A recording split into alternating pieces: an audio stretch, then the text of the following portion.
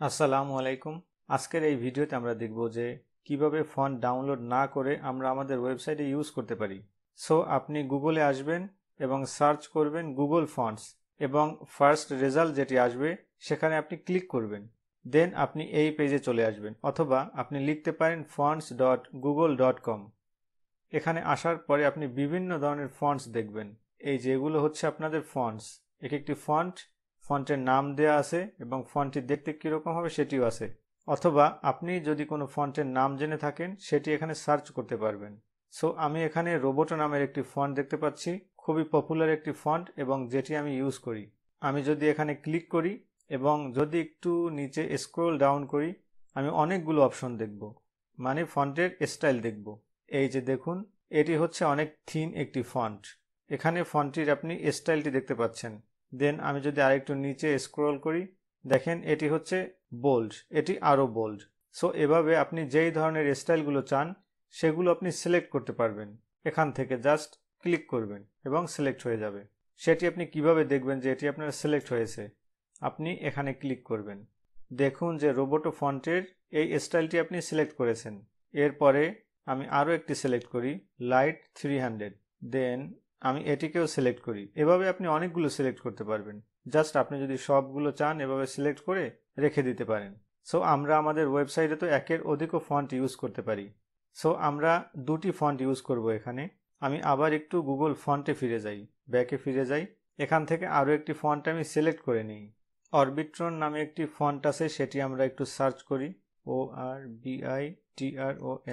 এই যে এখানে একটি ফন্ট দেখতে পাচ্ছি, এই ফন্টটিও আমরা সিলেক্ট করব। সো এখানে ক্লিক করি।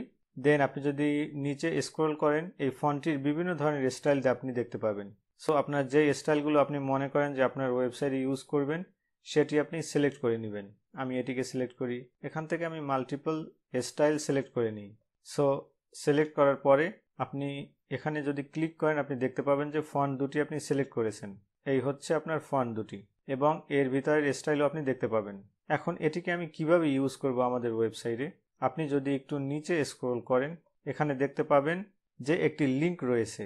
এই লিঙ্কটি আপনি কপি করবেন এবং HTML এ যে হেড ট্যাগ রয়েছে সেটির ভিতরে পেস্ট করবেন। সো কপি করার জন্য আপনি জাস্ট এখানে ক্লিক করবেন। দেন আমি যদি আমার কোড এডিটরে যাই, এটি হচ্ছে আমাদের কোড, এই হচ্ছে আমাদের হেড ট্যাগ এবং এর নিচে এখানে আমি পেস্ট করে দেব Ctrl+V।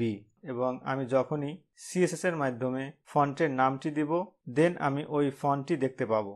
সো এখানে আমি দিয়েছি style.css, এখানে আমি CSS করব। আপনারা দেখেন যে এখানে আমি একটি h2 ট্যাগ নিয়েছি এবং একটি p ট্যাগ নিয়েছি। এই দুটির ভিতরেই কিছু কন্টেন্ট আছে। সো আমি যদি এই ওয়েবসাইটে একটু ফিরে যাই এবং নিচে যদি স্ক্রল করি, আপনারা এখানে দেখুন যে আমাদের একটি ফন্ট রয়েছে অরবিট্রন, যেটি আমরা সিলেক্ট করেছি, এবং দেন রোবোটো। সো এই নাম দুটি আমাদের ইউজ করতে হবে। আমাদের এখানে এই অরবিট্রন ফন্টটি দেখতে এরকম। সো আমি এটিকে ইউজ করি। এখান থেকে আমি এটিকে কপি করতে পারি, ফন্টের নামটি। সো আমি যদি প্যারাগ্রাফে দেই, এই p ট্যাগটি আমি সিলেক্ট করব। তার আগে আমি দেখে নেই যে আমাদের ওয়েবসাইটে কীরকম দেখাচ্ছে। এখানে আমাদের প্যারাগ্রাফটি এভাবে দেখাচ্ছে। সো আমি এখানে লিখব p, দেন ফন্ট ফ্যামিলি, এবং এখানে আমি আমার ফন্টের নামটি দিয়ে দেব, অরবিট্রন।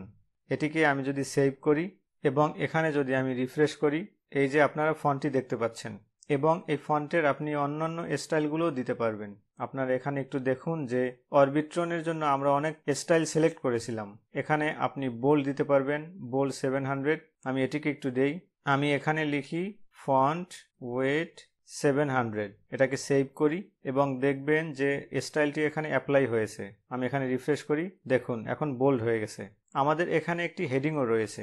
এই হেডিংটাকে আমরা রোবোটো ফন্টও দিতে পারি। সো আমাদের এই হেডিংটি আছে h2 ট্যাগের ভিতরে। আমি এখানে লিখব h2, দেন এখানে আমি লিখব ফন্ট ফ্যামিলি। দেখুন যে আমাদের এখানে ফন্টটির নাম কি ছিল, রোবোটো। আমরা এখান থেকে কপি করতে পারি এবং এখানে আমি পেস্ট করব। এটিকে সেভ করি। আমি যদি আমার এখানে রিফ্রেশ করি, এই যে রোবোটো ফন্টটি এখন অ্যাপ্লাই হয়েছে। সো এভাবে আপনি দুটি ফন্ট ইউজ করতে পারবেন। জাস্ট আপনি ফন্টগুলো সিলেক্ট করবেন এখান থেকে এবং লিঙ্কটি কপি করে দিবেন যেভাবে আমি দেখিয়েছি, এবং আপনি বিভিন্ন স্টাইলও করতে পারবেন। এখানে রোবোটের জন্য আমাদের আছে থিন 100। সো এটিকেও আমরা অ্যাপ্লাই করতে পারবো এখানে। আপনারা দেখবেন যে এটি অনেক থিন হয়ে গেছে। সো আমি আবার এখানে লিখতে পারি ফন্ট ওয়েট 100, এটিকে সেভ করি এবং আমি যদি এখানে রিফ্রেশ করি দেন আপনি থিন দেখতে পাবেন এই যে। সো আশা করি আপনারা বুঝতে পেরেছেন এবং কোনো ডাউট থাকলে অবশ্যই কমেন্টে জানাবেন। আজ এ পর্যন্তই। Thank you for watching.